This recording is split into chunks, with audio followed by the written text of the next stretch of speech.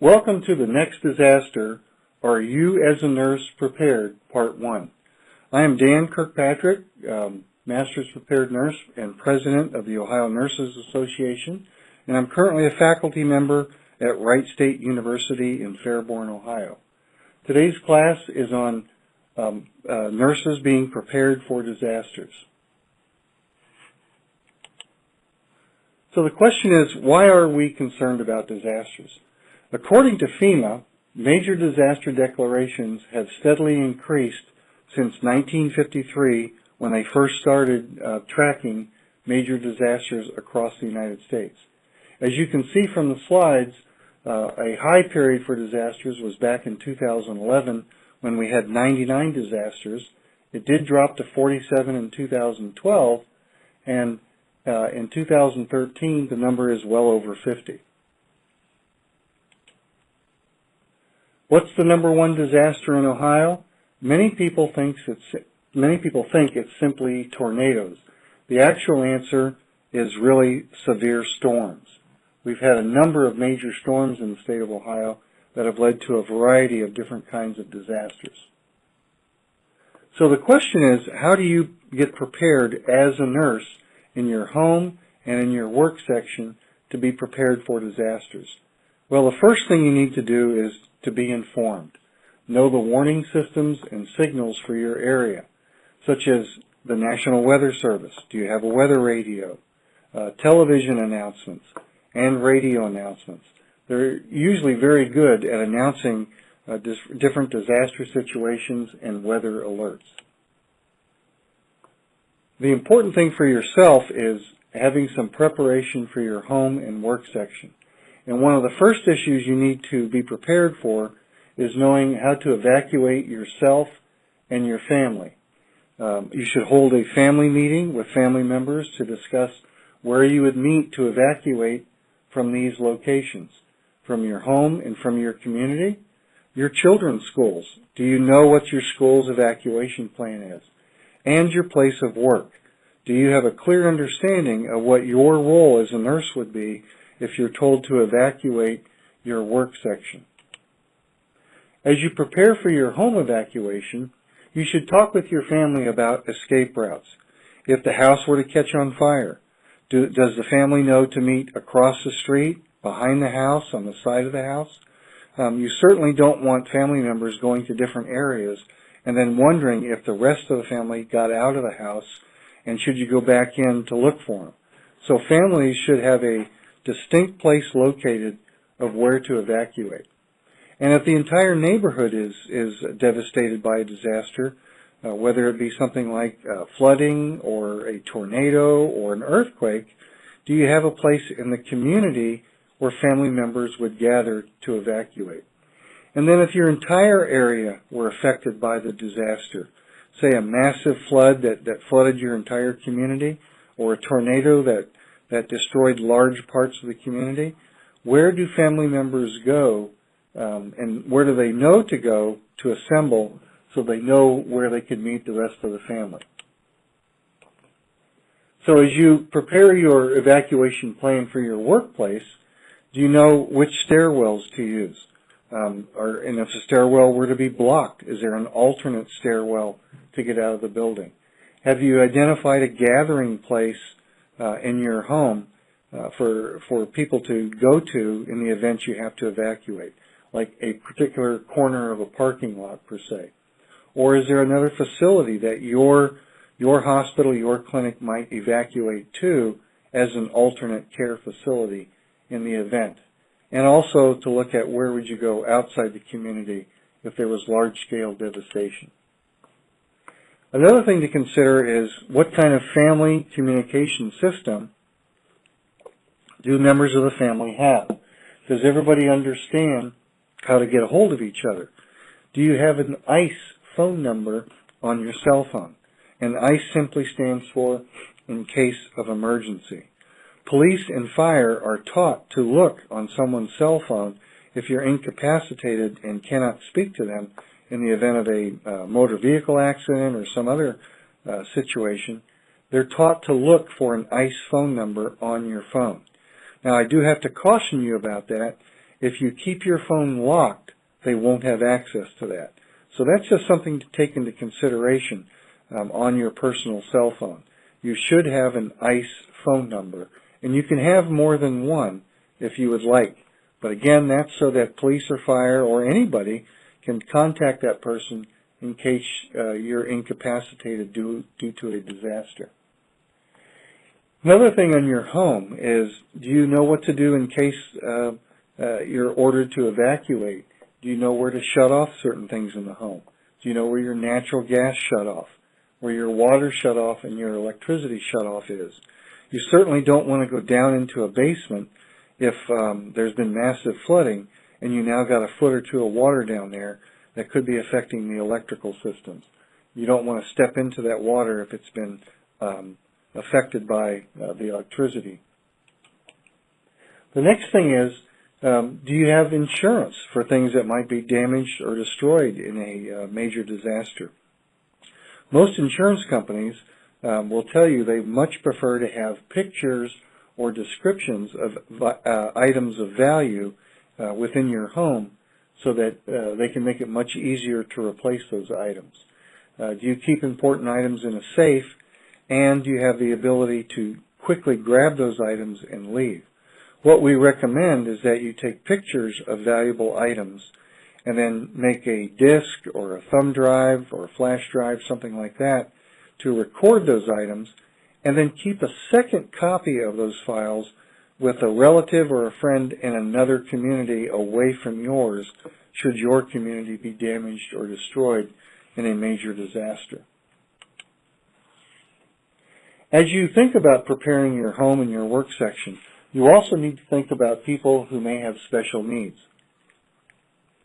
In particular, if you have a coworker or a family member who is sight or hearing impaired, who may not have mobility for getting downstairs very easily, you need to be thinking about and making plans for how would you evacuate them in the event that you were told to do so.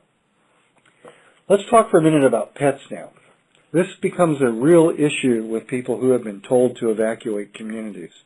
In our studies on looking at how people have evacuated, many people have an attitude of, if you won't evacuate my pet with me, then I'm not going to leave.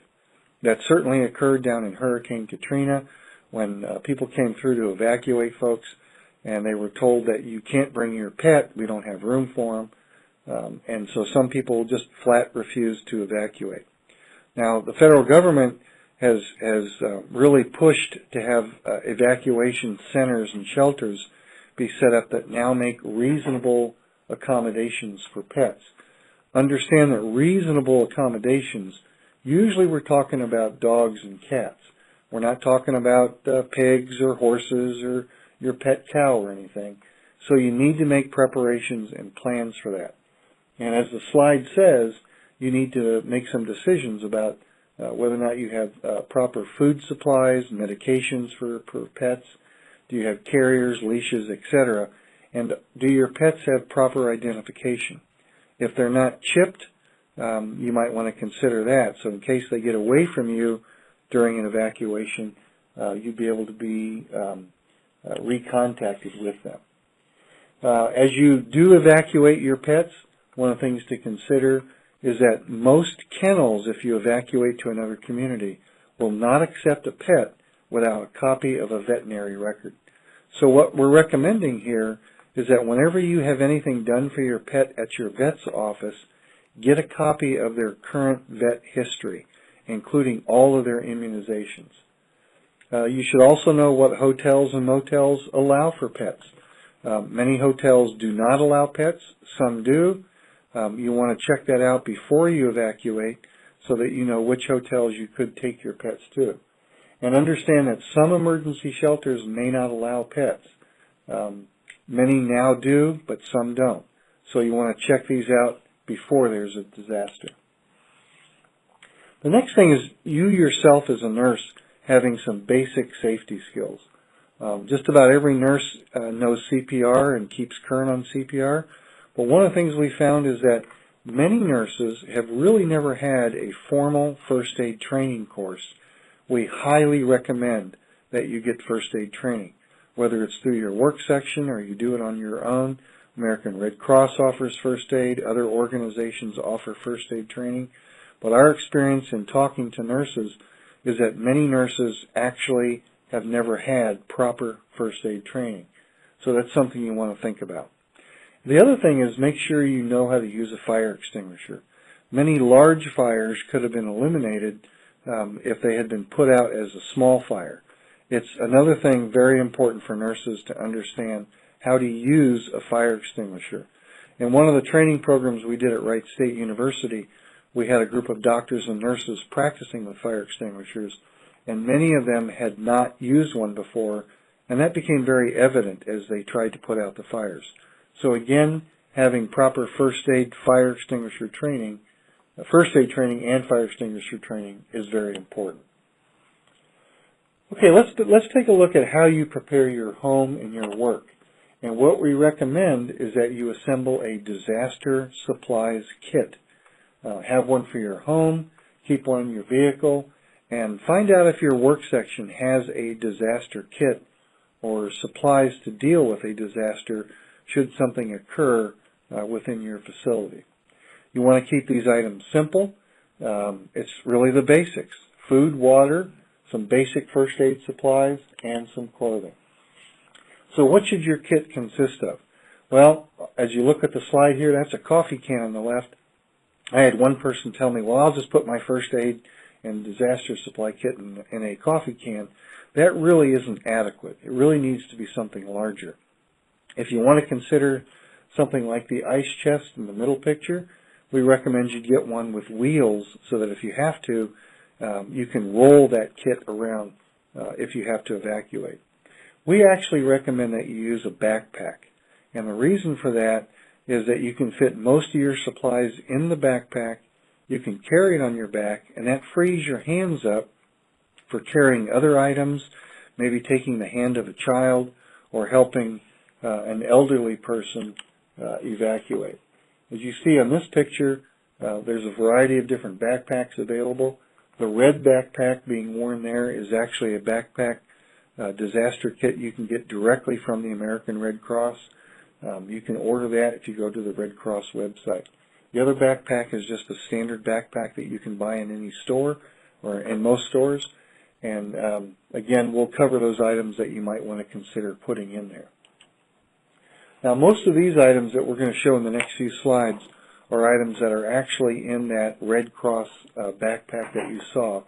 This is just to give you an example of some of the things.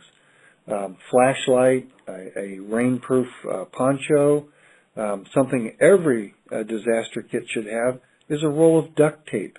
You can use duct tape for fixing all kinds of problems, whether it's to assemble a shelter or fix an item that might be broken. There's light sticks, and obviously a disaster kit should have a first aid kit. Next slide shows some other things. The bottom left picture, you see some leather gloves.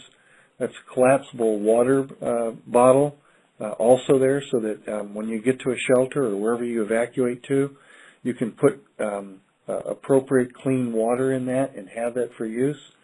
The center picture, that's just a little booklet on how to do basic first aid. There's some different kinds of wipes in that picture, some spare batteries for the flashlight, etc. And then in the upper right picture, that's just a piece of plastic. And you'd be amazed what you can use plastic for. You can use it to collect rainwater if you're in an area where their water isn't abundant. You can use it along with your duct tape to create a waterproof shelter if you have to, if you're in an area where you've been evacuated. But plastic sheeting can be used for a number of different things. This next slide shows a little personal kit. It's got a washcloth, toothpaste, small bottle of shampoo, comb, and those sorts of personal items that you certainly want to consider, including different hygiene items. The picture on the right shows one of the emergency survival blankets that you can purchase at a number of different stores and outlets, and those are certainly something you would want to put into your disaster kit.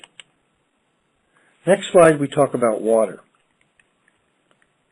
Water is an issue that certainly is essential in any kind of disaster.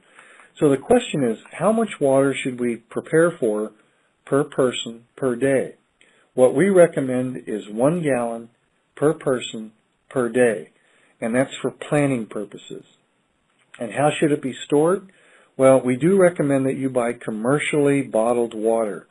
The problem with taking empty water bottles, filling them with water, is the potential for bacteria to grow is certainly much higher. Now, you have to remember, even bottled water has expiration dates. So as you put aside your bottled water in your emergency supply kit, you want to make sure that you check the dates and rotate that water as necessary. If you don't, the water doesn't go bad, but it begins to take on the flavor of the plastic that's from the bottle. So we recommend that you recycle the water per the expiration dates. You also want to make sure that you store the water in containers that can be lifted and moved. The picture to the right there is a 5-gallon water jug.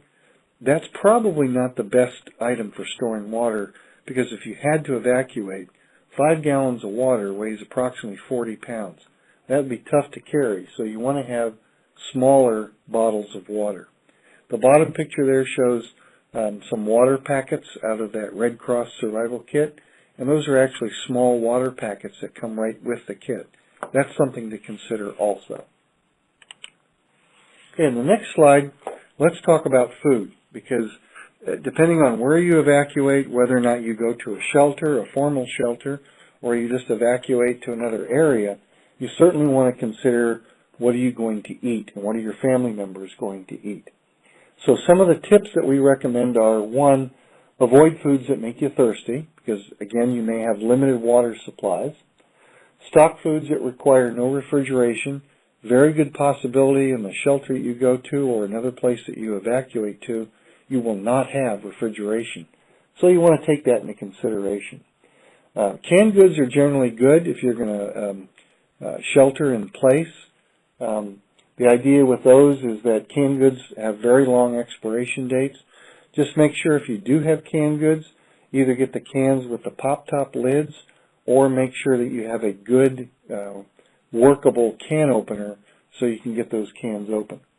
We don't recommend dry mixes because dry mixes usually have to be reconstituted with water. And again, in many disasters, water is going to be a real commodity that you may not have large supplies of. And clearly, you want to store items in pest-proof containers. Again, another reason to consider canned goods.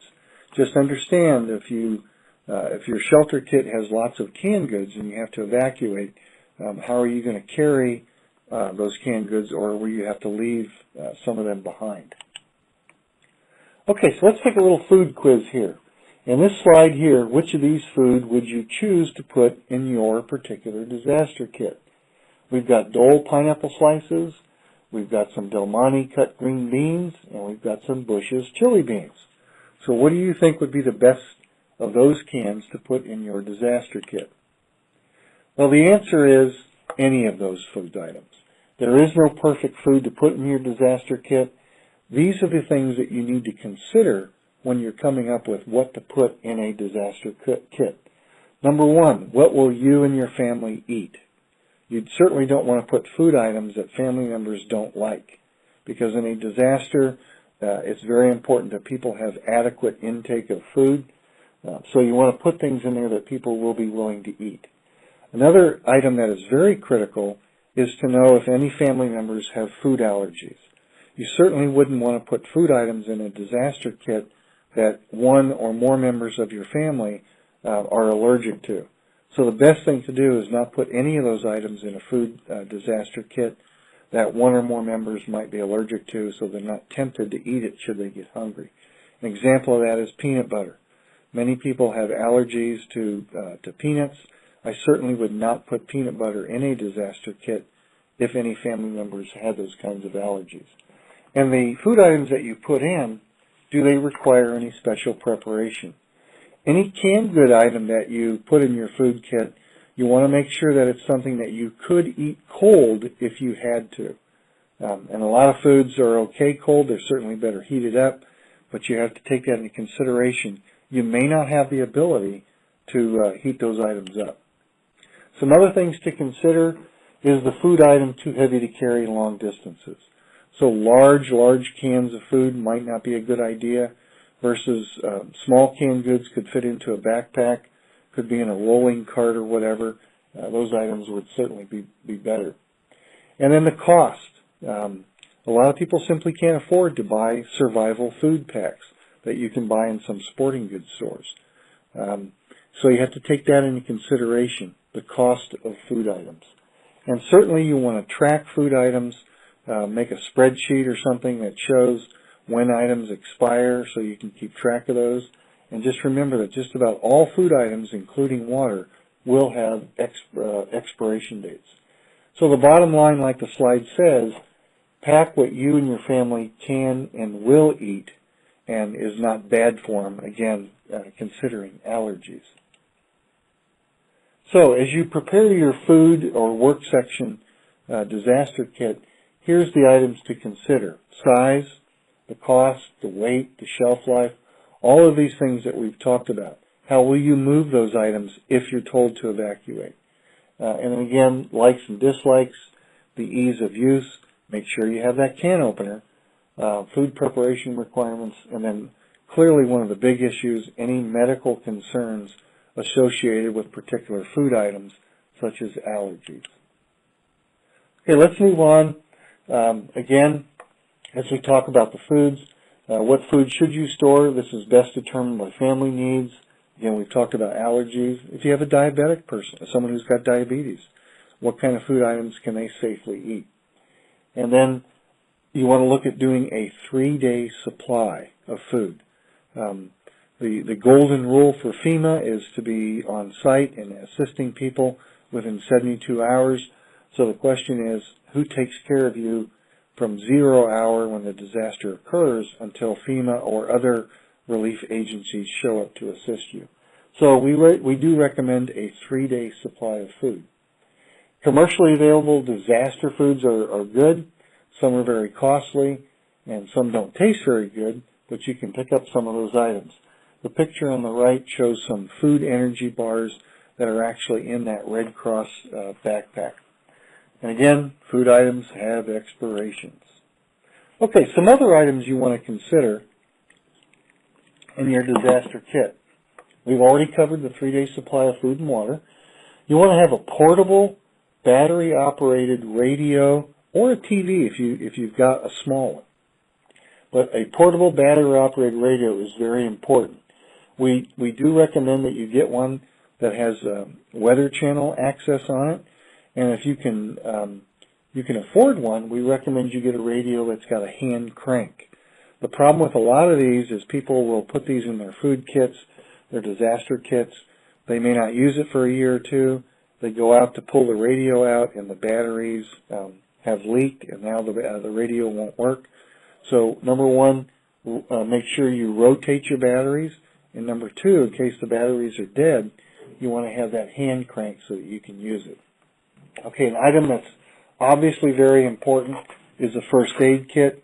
You want to sit down and look at what do you want in your particular first aid kit. There are lots of commercial first aid kits available out there. We also recommend that you consider putting one together of items that you know that you're comfortable using and might be necessary in your situation. But a first aid kit and a little booklet on how to use those items is certainly something to consider. I mentioned before hygiene items. You want to throw in some matches and a lighter in case you're in a situation where you may have to start a fire. And obviously you want to have a whistle. A whistle is very good for attracting attention in your disaster kit in case you go someplace where you get lost or whatever. You want to have that whistle to notify people or to get people to calm down if you're in a shelter and people are getting excited or worked up. And then obviously extra clothing depending on the nature of the disaster and the time of the year. Next slide here, we talk a little bit about some other disaster supply kit items. If you need any kitchen accessories, if you're taking food that you have the opportunity to prepare it, you have spoons, you have cooking utensils, that sort of thing. Just things to consider. Photocopies of credit cards and ID cards. If you lose them, Do you have something that shows who you are and what you are? I know during Hurricane Katrina, we had a lot of problems with people being evacuated who did not have ID with them, and it became a real problem later in the recovery process. How much cash should you have on hand? That really depends on who you are, where you're at, what kind of special needs you may have. We do recommend that you keep a minimal amount of money, $100, $1,000, whatever you can afford. You have to remember that if you get evacuated and you're in an area where there's been a loss of electricity, ATM machines are not going to work, and you may be in a facility or a place where there is no access to cash, and you may need some. And credit cards may not be a viable option to use depending on the power situation. And then you obviously need to have special needs items like an extra pair of sunglasses, your medications. I know in a number of different evacuations, we've had situations where people have been evacuated without their medications, and most people don't carry a list of medicines with them. We do recommend that you make that list and keep it in your purse or your wallet so that you've got that. And then if you have infants or small children, you're certainly going to want to have items for them that are specific for their particular needs. And then if you have any other items or needs depending on your personal or family situation, you want to consider putting those in a disaster kit. So clothing, as the slide mentions, it needs to be seasonal. Obviously, you don't need a heavy winter parka in the middle of summer. But then again, if you're evacuating during the winter, you obviously don't want to have shorts and flip-flops in your disaster kit. So consider cold weather items. You can see the list there. Those items become really important if you're evacuating to a facility that may have minimal or no power to keep the facility warm. So how do you maintain your disaster supply kit? Obviously, as the slide says, you want to store those food items in climate-controlled conditions. You want to store those items in pest-proof containers. You want to discard any canned items that are out of date, that swell up, or dented, or get corroded. And as we already mentioned multiple times, be aware of the expiration dates. You want to rotate food and water every 6 months, again looking at expiration dates. That's really to have you look at those items every 6 months, and then update items as family needs change. You've added a new infant to your family, you certainly want to add items for that infant. And then you want to put items in containers that are easy to move, and we've talked about that, whether it's a backpack, a rolling cart, something like that, that you can move those items to get the items to wherever you're evacuating to. If you end up in a shelter, there are certain things you want to be aware of. You want to watch your water carefully. One of the lessons we learned from Hurricane Katrina, when people got evacuated to different shelters, water is a commodity, and so you want to manage your water. Don't be wasteful of it. You obviously want to obtain your water from reliable sources, and some people have told me, well, we'll just drink the floodwaters. Well, floodwaters are incredibly dirty from wherever the floodwater has gone and picked up different items. So drinking floodwater is not a good option. So you want to make sure that you get water from a reliable source. You clearly want to manage your food supplies carefully. If you have the ability and option to cook safely. We don't want you burning down buildings. And then obviously, as we've mentioned, store the food safely. Okay, the next slide talks a little bit about don't forget your motor vehicle. This is real important. Every motor vehicle should have a first aid kit. Probably the most important item you want to put in your vehicle, actually the most important item, are non-latex gloves. Not so much for you protecting yourself from cold or heat or anything like that, but the non-latex gloves, or if you stop to help out at an accident and you've got someone who's bleeding, you want to protect yourself. Because remember, in any disaster, protecting yourself is the number one issue. If you can't take care of yourself, then you're no good to help anybody else. So non-latex gloves, number one item to put in your vehicle first aid kit and in any first aid kit. We do recommend that every vehicle carry an emergency tool like that one shown on the right. And there are lots of different kinds of emergency tools that are out there on the market. Most big box stores sell these. Auto supply stores sell these. These can be very critically important in any kind of motor vehicle situation where you've got large numbers of people who might be trapped in vehicles.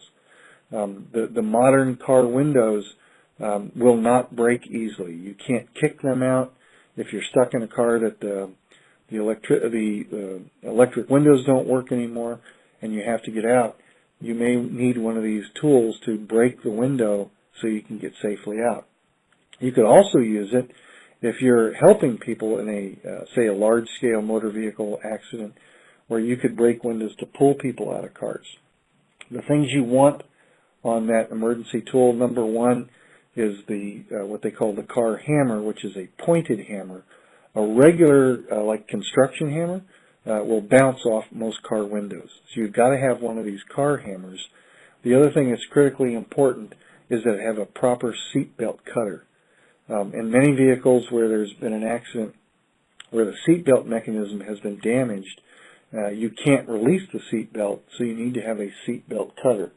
And the different emergency tools come with other features. Some have flashlights with them, some have flashers, some have magnets so you can stick it to the side of the car, some have a built-in radio. We recommend the most important thing, obviously, are the hammer part of the tool and the seat belt cutter. Those are the two most important items. And then obviously you want to keep in your car any seasonal type supplies. If you're driving in the countryside and it's the wintertime, you probably want to consider putting an emergency collapsible snow shovel in your car, along with blankets, sleeping bag, that sort of thing, and some bottled water, so that if you become stranded in a heavy snowstorm or whatever, you've got some survival items in your vehicle. And that's true for any kind of weather, depending on where you're at and what you're doing. Okay, moving on to the next slide. The message here is practice your home and work safety plan. This is critically important. Many people put these items together, but they don't sit down as a family or a work section and talk about what these items are and what you should do. So it really is critically important. And remember, rule number one in any disaster is take care of yourself first. You've got to be in good physical condition yourself before you can help anybody out. So the most important person in any disaster is you yourself so that you can help others. Okay, we'll move on now to part two.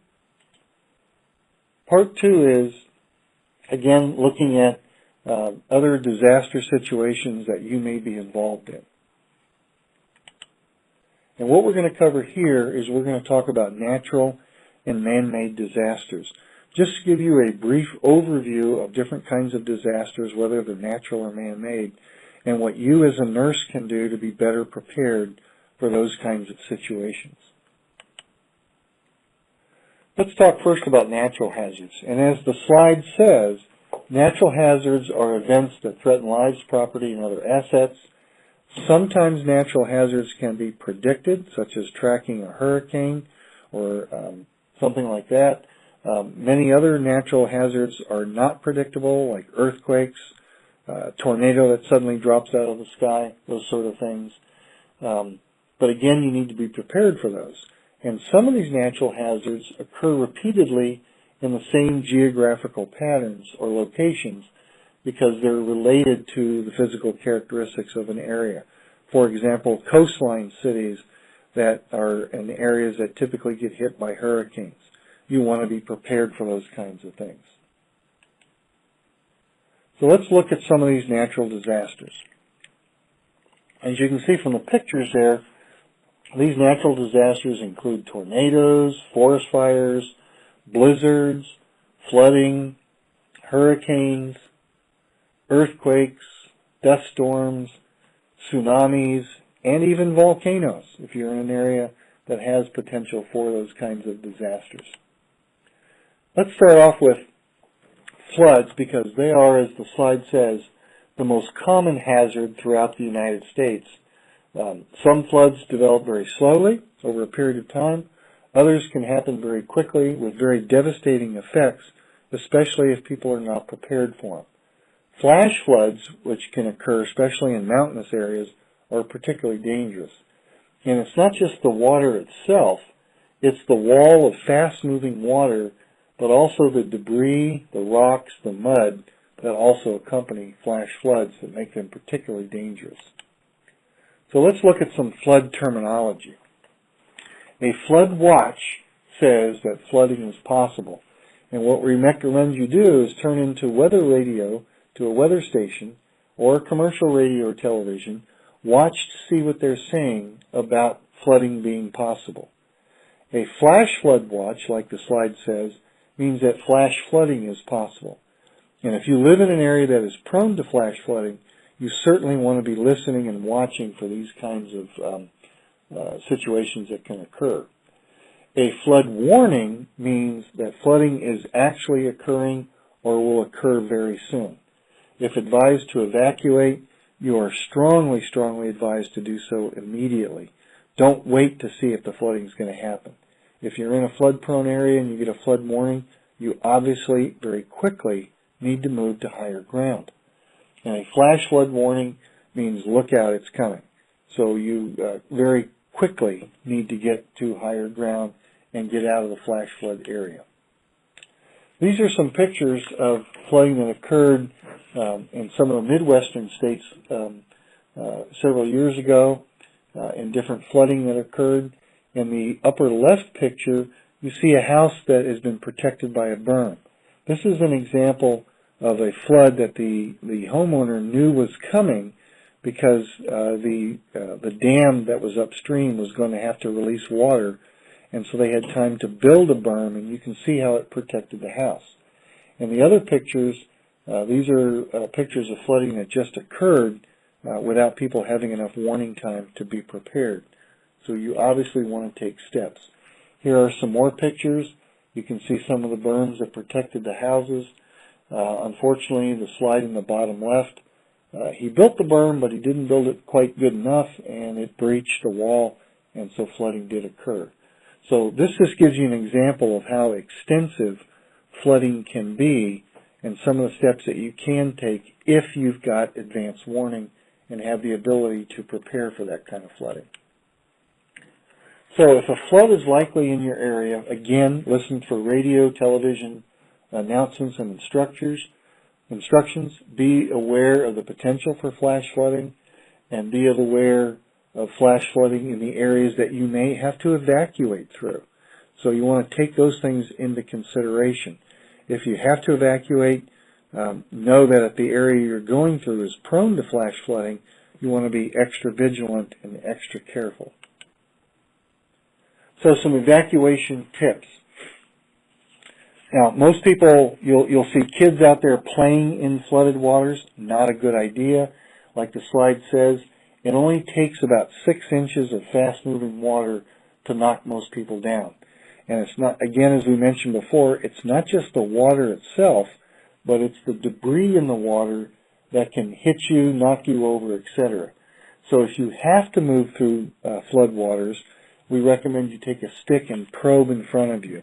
You may be walking on a sidewalk that is underwater, and because of the flooding, it's undermined the dirt underneath, and the next step you take might be 5 feet down into the water because the sidewalk collapsed. So be prepared for that.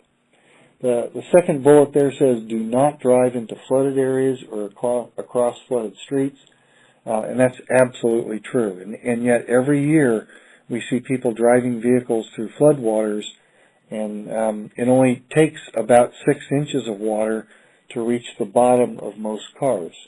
A foot of water will float many cars, and 2 feet of fast-moving water can literally sweep your car away. And I'll repeat that. It only takes about 2 feet of water to sweep most cars away in a flooded situation. This just shows you some pictures of people that have driven into flooded areas. The lady on the left, her car stalled, so she's trying to get out through the back of the car. The center picture in the bottom, it shows an area that was prone to flash flooding, and that's exactly what happened to these people. So you certainly don't want to be driving through areas that are flooded. And again, here's some pictures of people driving through floodwaters. Here the water is up to the bumper of the car. The lady looks like she's smiling and waving. She shouldn't be.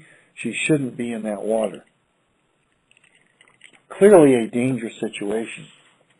So if you come across signs like the picture on the right where it says, road closed ahead, stop, listen to what they're saying and heed those signs. Okay, some more tips on flooding. If your community has flooded, don't drink the tap water until the city has announced it's clean. The reason for that is if there's massive flooding in your community, you have to remember your water treatment plant for your city may also have been flooded, and even though there's still water flowing through the pipes, that water may not be clean and treated, so you don't drink it until you're told that it is safe to drink. And as I mentioned before, you obviously want to avoid being in floodwaters if at all possible. Remember that floodwaters have all kinds of bacteria, dirt, items in it that could have sewage flowing through it, whatever. So try to stay out of areas where there's floodwater. And be aware of areas where the floodwaters may have receded. Roads may be weakened. There are actually pictures of cars driving down the road and suddenly the road collapses with the car. That's because the dirt underneath the road has been affected by the floodwaters. So be careful of that. Obvious thing is stay away from downed power lines, and yet you'd be surprised how many people don't pay attention to that, especially small children. So you need to watch them for that. And then return home when you're told that it is safe to do so if you've evacuated. And then obviously anything in your home that's been affected by floodwaters, you want to clean and disinfect it. Remember that the water and mud that may have flowed through your house may contain all kinds of chemicals, sewage, etc. So you clearly want to clean those items. Be aware of some of the following. In most places, flooding that occurred, flood losses are usually not covered by regular homeowners insurance. You'll need to have flood insurance for that if you're in an area that is prone to flooding. And most people don't understand that. Your homeowner policies in many cases do not cover losses due to flooding. And flood insurance can be obtained through selected insurance agents in your community. Know, though, that most of those policies have about a 30-day waiting period before that flood insurance goes into effect. It doesn't work to get them on the phone as you're preparing to evacuate because your house is already flooding. You've got to get that insurance in advance. Okay, so let's take a few flood quiz questions here. Flood emergencies occur in only 12 states. And we'll cover these in the correct answer in just a minute. A flood watch announcement on the radio indicates that a flood is possible. Flash floods may occur with little warning. Question number 4. Flood risk varies from region to region. 5. National flood insurance is available only for buildings within an identified flood-prone area. Number 6. It's safe to walk through floodwater if you can see the ground underneath it. Number 7. It takes at least 3 feet of floodwater to make a motorized vehicle float. Number 8. After floodwaters recede from a roadway, the road could still be dangerous. And number 9. To prepare for a flood emergency, you should have an NOAA weather radio as well as a commercial radio. Now let's take a look at the answers. And the answers are flood emergencies occur in only 12 states. It's false. Flood emergencies have been known to occur in all 50 states. A flood watch announcement on the radio indicates that a flood is possible. And again, the key word is watch, and that answer is true. Flash floods may occur with little warning. Absolutely true. Flood risk varies from region to one region to another. That's true. And flood insurance is only for buildings within an identified flood-prone area. That's false. Anybody can get flood insurance, but you should especially have flood insurance if you live in a flood-prone area. And you can check that out in your community as to what are the flood-prone areas. It's safe to walk through floodwater if you can see the ground under it. Absolutely false. Remember, it doesn't take much, 6 inches of fast-moving water to knock most people down. And number 7, it takes at least 3 feet of flood water to make a motorized vehicle float. That's false because it really only takes about 2 feet of flood water to make a motor vehicle float. Number 8, after flood waters recede from a roadway, the road could still be dangerous. Absolutely true, especially if the road has collapsed or the dirt underneath has been washed away.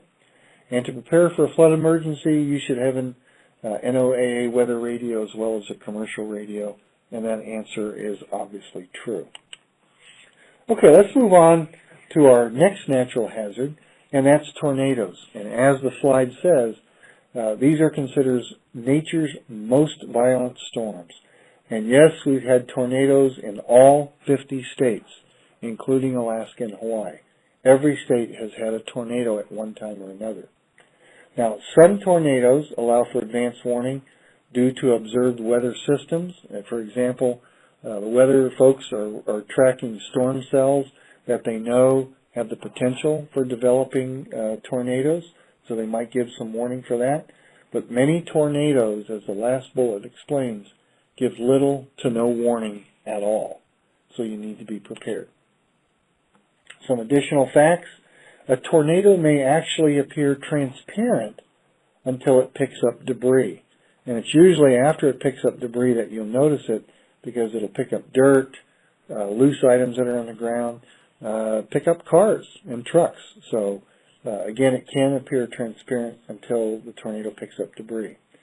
Your average tornado moves from the southwest to the northeast, but understand that tornadoes have been known to move in any direction. Tornadoes can also accompany tropical storms and hurricanes. Not unusual at all to have tornadoes along with hurricanes. The peak tornado season, especially in the Midwest, is late spring through early summer, but recognize that tornadoes have occurred in other months of the year, and you need to be prepared for it. Some tornado terminology. A tornado watch simply means that tornadoes are possible. The weather conditions are good for that, so you want to remain alert for any approaching storms. And you want to tune into your radio or TV because they'll be tracking those and they'll be making announcements. Now, a tornado warning, that means look out. Tornado has been sighted or indicated by the weather radar folks, so you want to take shelter immediately for that. You don't want to be standing outside looking for it. You want to be taking shelter. Some additional facts about tornadoes. If you're in a building, go to a designated shelter area. Obviously, you want to avoid windows. So also you want to avoid unsupported brick or masonry walls.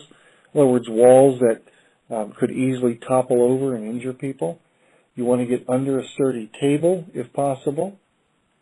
If you're outside in a vehicle, a trailer, or a mobile home, get out and get to the lowest area possible. There have been multiple situations where people in vehicles, in mobile homes, in trailers have been killed because the tornado literally lifts those items up or totally destroys them as the tornado winds go through. So get out of a vehicle, a trailer, or a mobile home. If you're outside and there's no shelter, you want to lie flat in a ditch, cover your head with your hands if possible. And contrary to what a lot of people think, you do want to stay away from overpasses or bridges. There's a common thought out there that if I get under an overpass, it's actually safer. It is not. You want to get away from underpasses, overpasses. You want to get away from bridges. Those places, the tornado winds actually become higher, so you want to stay away from those. And don't think you can outrun a tornado. Tornadoes are very, very unpredictable. Some of them are very fast. Some of them will sit in an area for a while. don't try to outrun it. And obviously watch out for flying debris. You've probably all seen pictures of tornadoes where they picked up items, thrown 2x4s through concrete block walls, etc. That flying debris can cause just as much damage as the wind itself. So you certainly want to watch out for that. Okay, if you decide you want to prepare a tornado-safe room within your home, and as the slide says, it can be built in a basement, atop a concrete slab, a garage floor, or an interior room of a first floor. You don't want to put a tornado shelter on the second floor of a building, of a house, because the house might collapse. Building a safe room below ground, like in a basement, if you have that, obviously offers the most protection. And if you go to the FEMA site, they have a book called Taking Shelter from the Storm, Building a Safe Room Inside Your House, and it actually talks about some of the features you would want to put into a safe room for a tornado. And obviously you want to stay away from exterior walls if possible. You don't want a room with windows because the windows will probably break in a tornado. But recommended you go to the FEMA website and look for that book, Taking Shelter from the Storm, Building a Safe Room Inside Your House. It has some great tips on how to do that. Let's move on to hurricanes. And here in Ohio, people have said, oh, we never have hurricanes. But if you think back to September of 2008, Hurricane Ike, which was down in the Gulf of Mexico, actually worked its way all the way up into Ohio. And like the slide says, because of the extensive damage from Hurricane Ike, it was the third costliest hurricane to make landfall in the United States. So you want to be prepared for that. Some issues about hurricanes, and you may have seen this before. This is the Saffir-Simpson Hurricane Scale. It tells you a little bit about, depending on the category of the hurricane, what kind of damage to expect. So you just need to be prepared and understand if the Weather Service says we've got a Category 3 or Category 4 or 5, it's based on those mile-per-hour winds and the kind of damage that it does. Let's move on to thunderstorms and lightning, because this is a problem throughout the United States. Like it says up there, all thunderstorms are dangerous, and all thunderstorms to some degree will produce lightning, whether or not the lightning comes down to the ground or not, but it does produce lightning. In the United States, approximately 300 people are injured every year, and about 80 of them are killed by lightning. So if you're in an area that's prone to lightning, you need to take heed and take the appropriate measures. Thunderstorms are often associated with tornadoes, strong winds, hail, and flash flooding. So all of those things in severe storms, which as we mentioned early on in this presentation, is one of the major issues in the state of Ohio. Flash flooding kills more people every year than any other thunderstorm-associated hazard. So you want to be prepared for that along with those thunderstorms and lightning. Some more thunderstorm facts. Lightning, as we've said, is extremely unpredictable. You never know where it's going to occur. It can actually occur as far away as 10 miles from the actual rainstorm. So you need to be prepared and understand that even though it's not raining right where you're at, there is the potential for lightning. Like the third bullet says, most lightning deaths and injuries occur in the summer months in the afternoon and evening. So you need to be extra vigilant during those times. Now the fourth bullet there is an old wives' tale. Lightning strike victims carry no electrical charge and should be treated immediately. The old wives' tale was that you shouldn't go near somebody who had been hit by lightning because the electrical charge was still in them. That is absolutely not true. If you come across someone who's the victim of a lightning strike, or you're near someone who gets hit by lightning, you can go right to them and start appropriate first aid treatment for whatever kind of injuries that they may have received. Let's look at some thunderstorm terms. And like some of the other terms we've looked at, in this case, a severe thunderstorm watch means that the conditions are good for major thunderstorms, and you need to be prepared for those and again, listen to weather radio. A severe thunderstorm warning means that severe weather has been reported by spotters or indicated by radar, and again, you need to take the appropriate steps, get indoors, do whatever it takes to be prepared for that.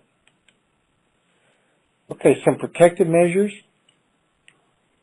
These are just some of the things you can do to protect your home, your property.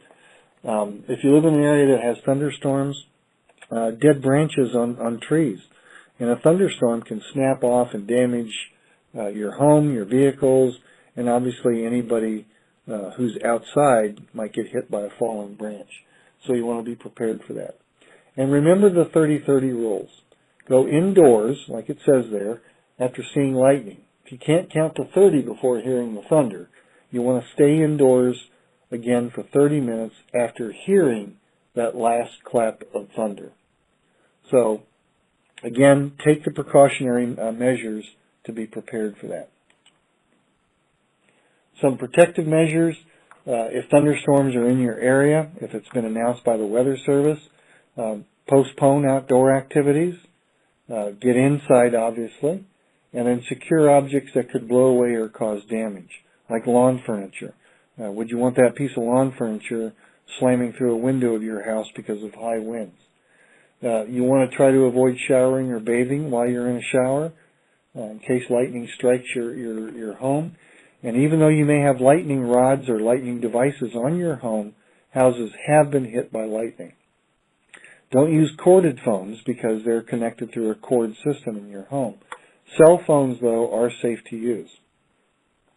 And obviously, if you have expensive electronic devices, you want to have surge protectors on those devices because there may be a spike in electricity if lightning should hit near your home or it hits your home. So, real quick lightning quiz here. Every thunderstorm produces lightning, true or false? Never touch a person struck by lightning, true or false? Dry and cold conditions favor development of a thunderstorm.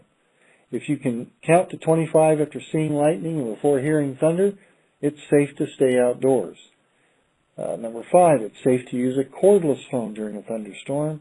And number 6, rubber-soled shoes and rubber tires provide protection from lightning. Okay, let's look at the correct answers for that. Okay, every thunderstorm produces lightning? Absolutely true. Whether or not the lightning comes down to the ground, but the fact is every thunderstorm does produce lightning to some degree. Number 2, never touch a person struck by lightning. Not true. Old wives' tale. If someone's been struck by lightning, they're clearly going to need some first aid measures, and you can do that immediately. Dry, cold conditions favor development of a thunderstorm? False. Remember, we said it's just the opposite. If you can count to 25 after seeing lightning before hearing thunder, it's safe to stay outdoors. That's false because we recommend you count to at least 30. It's safe to use a cordless phone during a thunderstorm. That's true. And rubber-soled shoes and rubber tires provide protection from lightning. That is absolutely false. So you want to be indoors protected. Okay, let's take a look at our next area, and this is winter storms and extreme cold. We're recording this presentation here in early January of 2014. We just had some of the most severe winter weather that we've had in the state of Ohio in years. So this is particularly important right here. Winter storms and extreme cold, again, some of the terminology. Freezing rain, you probably all experienced that, means that rain, it freezes when it hits the ground, creating a coating of ice on the ground. You want to be extremely careful of that. Sleet, obviously, is rain that turns to ice pellets before reaching the ground. And if you've ever been outside in sleet, you can know sometimes it stings as it comes down and hits you. A winter storm watch, just like the other watches, means that the situation is possible. In this case, a winter storm is possible. And then a winter storm warning obviously means that a winter storm is actually occurring.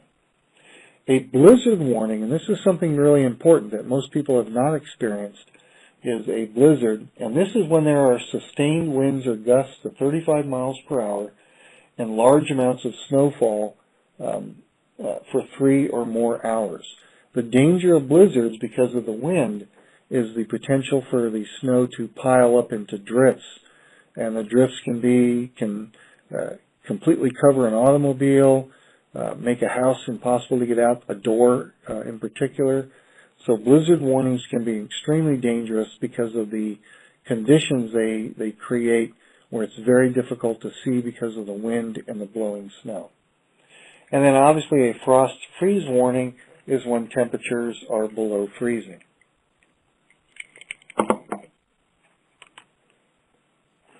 So some protective measures for winter storms.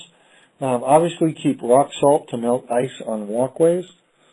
Just be aware that when it gets so cold, like it's been here in Ohio the last few days, where it's been -5, -10 degrees, rock salt literally stops working for melting the snow.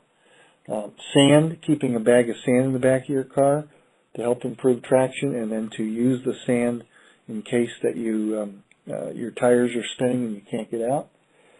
You want to keep a snow shovel or other snow removal equipment. You can buy small snow shovels that are collapsible. I keep one in the trunk of my car just in case you get stuck in a snowdrift or something. And then make sure your home survival kit and your car survival kit are winterized depending on the circumstances and if you're traveling. So let's look at some other things you can do to winterize your vehicle. Obviously, you want to keep your car battery clean and operational. You certainly don't want to be in a situation where your car won't start because your battery's been affected.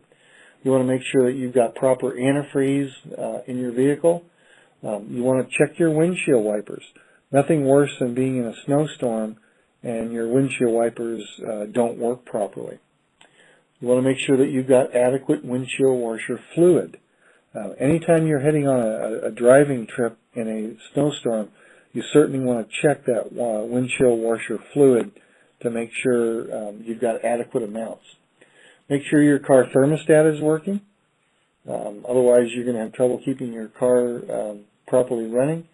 Obviously, you want to check your lights, hazard lights. Check your brakes. You want to consider snow tires, depending on the kind of tires you currently have on your vehicle. And then obviously you want to keep emergency supplies in your car to include food, water, and cold weather clothing, especially if you're going to be traveling in the bad weather.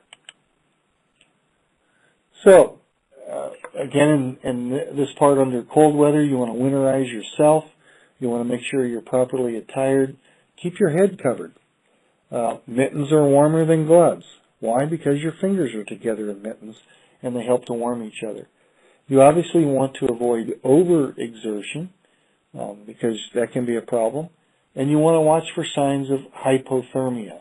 And that would be uncontrollable shivering, slurred speech, disorientation, drowsiness. If you're with somebody and it's cold and you're in that environment and they start to show those signs, you certainly want to take the appropriate steps for dealing with hypothermia. During a winter storm itself, you want to listen to the weather channels. Don't go out if the weather's bad. Don't get dehydrated. And yes, it's very easy to get dehydrated during the winter. We put on lots of clothing and we're actually sweating under those clothes, and it's not difficult at all to become dehydrated. So make sure you stay hydrated. If you're in a vehicle that gets stuck, stay with your vehicle. It's much more visible. Keep the roof cleared off of snow if possible. Plus, you've got a place where it's a safe shelter until someone knows. The important thing is that last bullet. If you're going to be traveling in the winter, let family members, let friends know where you're going and what your route is to get there. Let them know your itinerary, so that if you don't show up in time, they know that you were on the interstate or you were on a state route or whatever, so that they can send out the authorities, the rescue people to look for you. And try not to deviate from that plan so that people can find you. Let's go to the extreme heat, the opposite of the cold. Yes, high heat with high humidity is a killer. And clearly you don't want to get dehydrated. And yes, here in Ohio and surrounding states, heat can kill and does kill. So we want to be careful with that, especially during summer months. We don't want to leave kids in parked cars in the heat. We want to watch out for that. Some heat terminology. A heat wave simply means a prolonged period of excessive heat. The heat index is a number in degrees Fahrenheit that tells how hot it feels when relative humidity is added to the air temperature. And that's something you want to be watching out for, is that heat index. Heat cramps are when there's muscle pains or spasms due to heavy exertion. That's one of the first signs of somebody who's in danger from a heat-related situation. Heat exhaustion. This is when there's a combination of dehydration in a warm or hot environment. The skin becomes very cool, it looks pale, it's moist. That's the body's response, is to sweat, and their pulse may be very rapid. Now, if that heat exhaustion isn't taken care of, if it isn't treated or eliminated, then the person can go into heat stroke. And heat stroke is life-threatening. It can follow untreated heat exhaustion, like the bullet says, and basically what it amounts to, it's your body's cooling system shutting down, and it leads to excessive body heat, and if untreated, like the bullet says, the individual can die from heat stroke. So you want to obviously treat that and take care of it.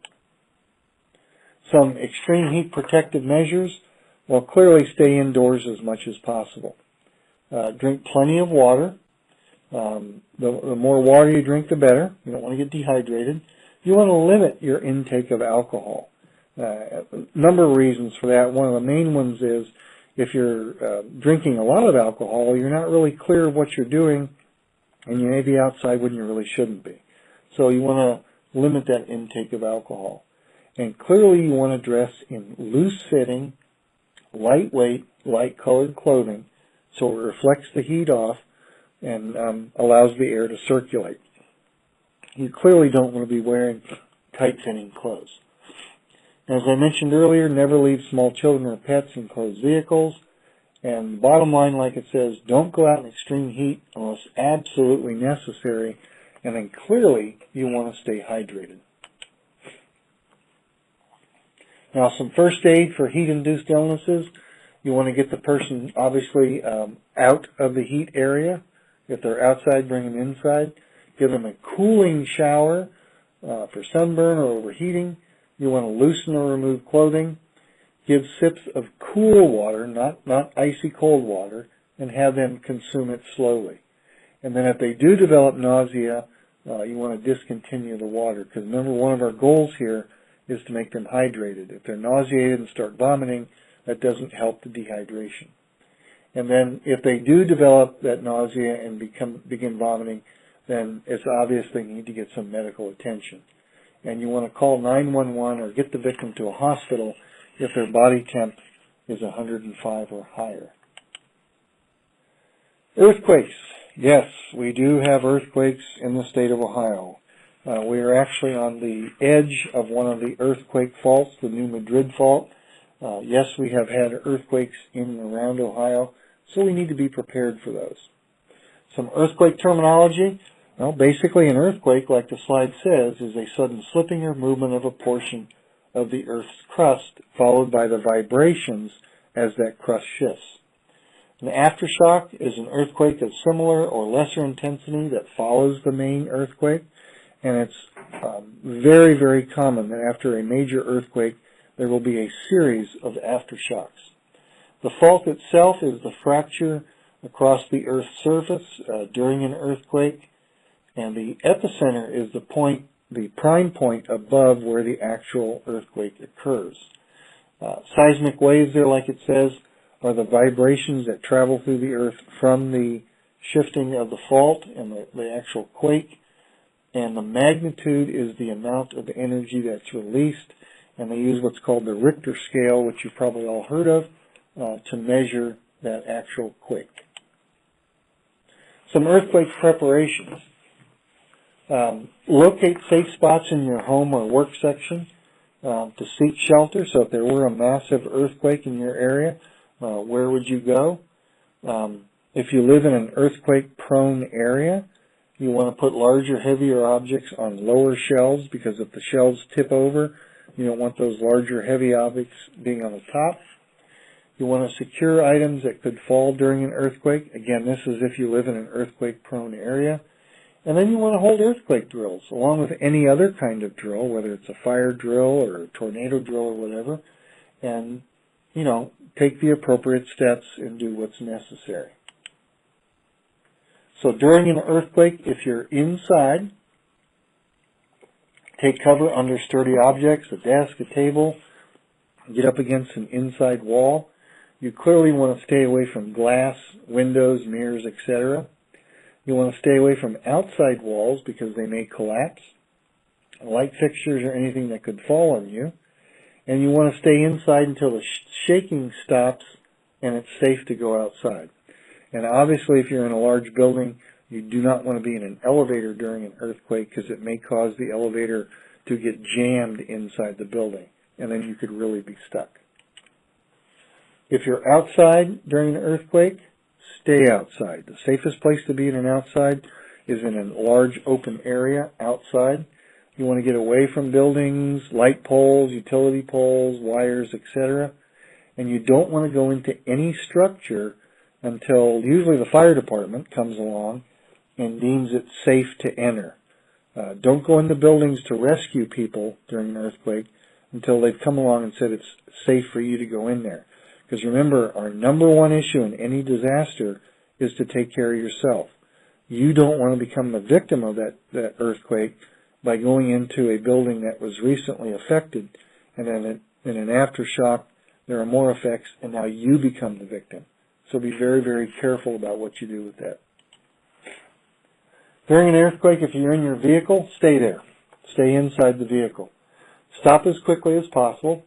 Obviously, don't stop under overpasses, underneath light poles or big trees, or under utility wires, because if they collapse down onto your car, then that may cause certainly problems. Proceed cautiously once an earthquake has stopped, but watch very carefully for road or bridge damage. And that picture there on the left shows an earthquake that occurred in a city where the freeway overpasses collapsed, unfortunately, in some cases, onto the cars that were driving underneath. So you want to be very, very careful about that. During an earthquake, if you become trapped in a building, what we recommend is don't try to move, because your shifting and moving around may cause other parts of the building or the part that you're in to further collapse and fall onto you. And this is kind of common sense, but you'd be surprised how many people think this is a good idea. Don't light a match or lighter to see. You may have gas in the building and you may cause an explosion. The best thing to do is to tap on a wall or a pipe. Know that people are going to be looking for you. So you simply want to tap SOS, which goes just like this.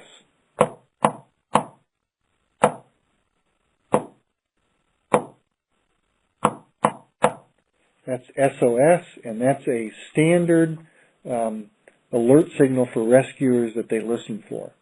So make sure you know how to do that. Okay, after an earthquake, as we mentioned before, be prepared for aftershocks. You want to open cabinets carefully. It's not unusual to be opening up an upper cabinet that had canned goods in it, and you fling open the door and the canned goods fall down and hit you. So be very careful after an earthquake. And obviously stay away from damaged areas. And you know, human nature is we want to go check things out, but you want to be really careful about that. So stay away from damaged areas, let the rescuers get in to do their work, and stay where you should be. Okay, volcanoes. Not very likely in Ohio or anywhere in the Midwest, but if you're traveling to an area that has volcanoes, obviously follow local guidance for that. Let's talk a little bit about landslides and debris flows. These kinds of situations occur in all 50 states. You want to be aware of areas around your home that could develop into landslides. It doesn't take much to have a hillside suddenly release and slide down. So you want to be watching for those things. And again, if you live in an area prone to that, you want to be prepared for dealing with it. Tsunamis, again, not very likely in Ohio or anywhere in the Midwest, but if you're traveling to an area that has tsunamis or has the potential, for example, the earthquake that hit Japan several years ago with the huge tsunamis that came after that, you want to follow local guidance and clearly move to higher ground. Fires. Fires as a natural hazard occur all the time. Obviously, all 50 states have fires. Approximately 4,000 people die in fires every year. About 25,000 are injured. Fires can move very, very quickly. Note that more people die from asphyxiation or the smoke than from the fire itself. The obvious bottom line of any fire is get away from it as quickly as possible.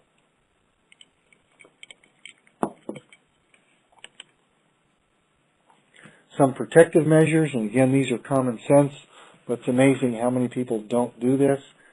Make sure you have smoke detectors at every level in your home, and then change the batteries at least annually, and then push the little test button on the smoke detector to make sure they're still properly working. Escaping a fire, again, this is really important. There are actually cases where family members in a house fire, some of the family members went out the front door, others went out the back door, and then they realized the rest of the family wasn't there, and someone ran back into the house looking for them, and then they were killed by the fire itself. So have an escape route with your family. We talked about this earlier. This is really, really important. Make sure people know where to go to meet if you have a fire. And then make sure you have escape mechanisms.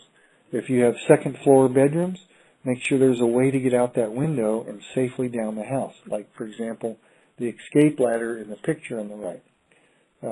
You certainly want to have those for people if they need to get out of that second floor window. Okay, just some common sense issues for fires.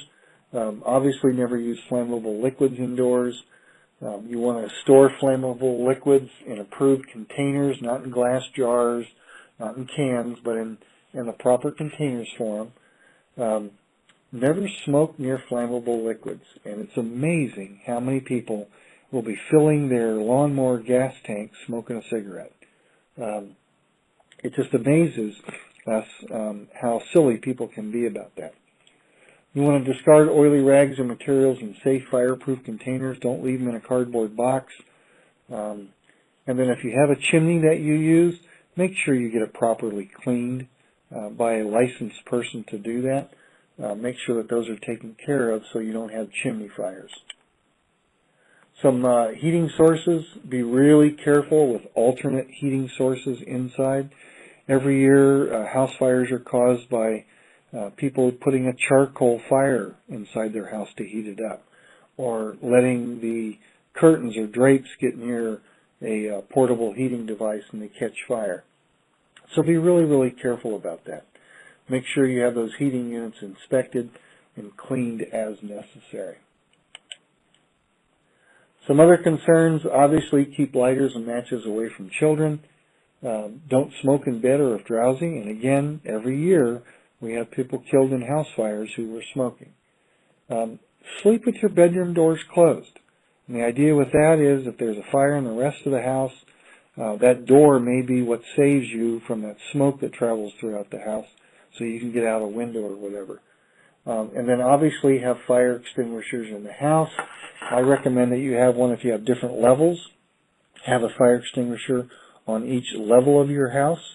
Make sure everybody in the family knows where those fire extinguishers are and make sure they know how to use them. Okay, if you catch on fire yourself, remember the old thing we were taught in school, stop, drop, and roll? We still teach that. Don't run. It just fans the flames and makes them work. Get down on the ground, roll, whatever it takes to get the fire out like that. Okay, during a fire, some of the things you can be aware of, check the doors. That's why you keep that door shut. If the door itself is hot, don't open the door. It means there's fire and heat on the other side. If it's cool, open it very carefully and very slowly so you can look out to see if there's fire out there. If you have to crawl through an area that's got fire, you want to get down low because the smoke rises to the ceiling, and obviously you want to call 911. Wildfires are another situation you want to be aware of. If you live in areas that has a lot of woods around you, you want to make sure you take appropriate measures for that. Keep trees so that the leaves don't land on the roof and potentially cause fire to your home. And obviously you don't want to travel in areas that are currently having a wildfire. Okay, let's move on to some man-made hazards. And these can be either intentional or accidental. Let's talk for a few minutes about these. Weapons of mass destruction.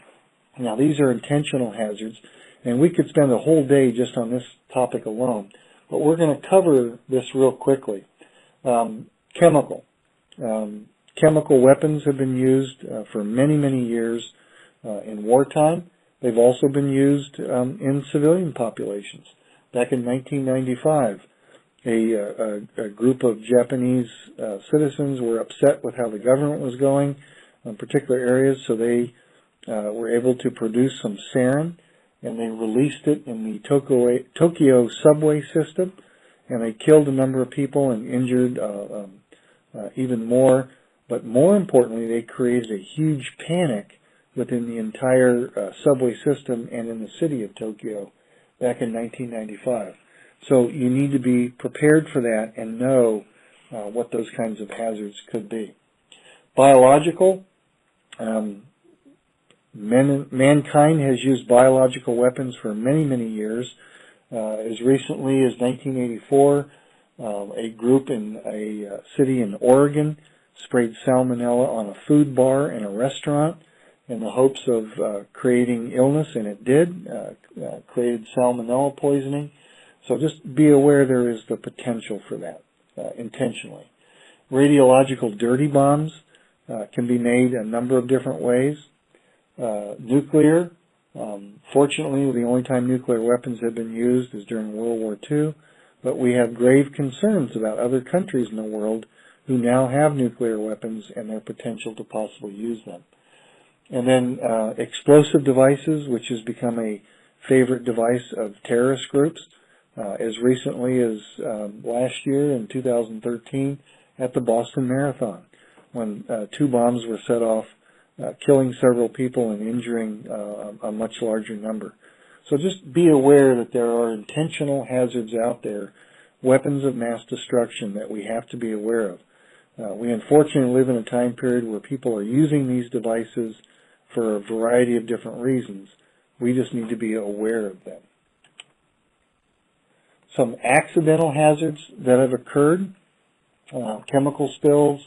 Back in 1984 at a Union Carbide plant in Bhopal, India, unfortunately a chemical was accidentally released, and they didn't have the proper understanding of how to contain it, and there was a very large number, several thousand people who were killed by that. Back in 1980 in Kansas City, in a hotel, a walkway inside the atrium of the hotel collapsed, killing a number of people. Again, an accidental hazard, but it was because the walkway wasn't properly built and installed, and there were problems with that. Most of you probably remember 1989, the Exxon Valdez oil tanker spill up in Alaska, and the catastrophic events from that. The airship, and there's been lots of plane crashes. One of the most notable ones was the Hindenburg airship back in 1937 in New Jersey. It crashed, and then the worst airline crash was when 2 747s on the runway in the Canary Islands back in 1977. They ran into each other, killed over 500 people. But just be aware that there are lots of the potential for accidental hazards out there. So the bottom line question is, are you prepared? The whole idea with this program was to have you take a look at, number one, your own personal preparedness, because as we've said, you are the most important person in any disaster. You have to take care of yourself. And number two, your family, your coworkers, and your community. How prepared are you to deal with some basic disasters? And also to give you just some understanding of what some of the other disasters, the potential for those that are out there. Thank you very much, and I hope you enjoyed this presentation.